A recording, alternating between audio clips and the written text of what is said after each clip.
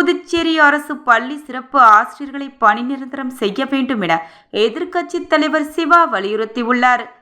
புதுச்சேரி சட்டப்பேரவையில் இன்றைய பூஜ்ய நேரத்தில் சட்டமன்ற எதிர்க்கட்சித் தலைவர் ரா. சிவா பேசியதாவது: புதுச்சேரி அரசு பள்ளிகளில் பயிலும் ஏழை எளிய குடும்பங்களைச் சேர்ந்த சிறப்பு குழந்தைகளுக்கு பயிற்சி அளிப்பதற்காக 4 பிராந்தியங்களிலும் கடந்த 14 ஆண்டுகளுக்கு முன்பு அரசு மூலம் தேர்வு செய்த 24 சிறப்பு ஆசிரியர்கள் ஒப்பந்த முறையில் பணியாற்றி வருகிறார்கள்.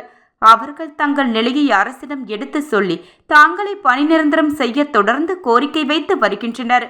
மேலும் ஓய்வூதிய வயதை எட்ட இன்னும் சில ஆண்டுகள் உள்ள நிலையில் பணியாற்றும் ஒப்பந்த சிறப்பு ஆசிரியர்களை பணி நிரந்தரம் செய்ய சட்டமன்றத்தில் நாங்கள் கோரிக்கை வைத்த போது மாண்புமிகு முதல்வர் அவர்களை பணி நிரந்தரம் செய்வதாக உறுதியளித்தார்.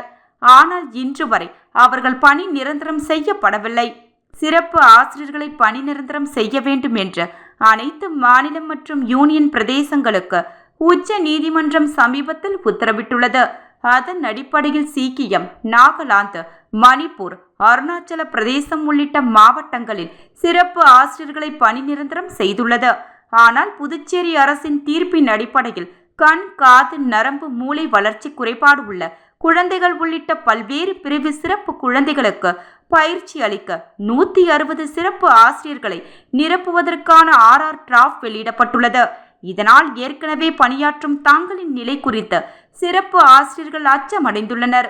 ஆகவே அவர்களின் அச்சத்தை போக்கும் வகையில் புதுச்சேரி அரசு 24 சிறப்பு ஆசிரியர்களையும் கருணை அடிப்படையில் பணி நிரந்தரம் செய்ய வேண்டும் என்று இந்த அவையின் வாயிலாக வலியுறுத்தி கேட்டுக்கொள்கிறேன் என்றார்.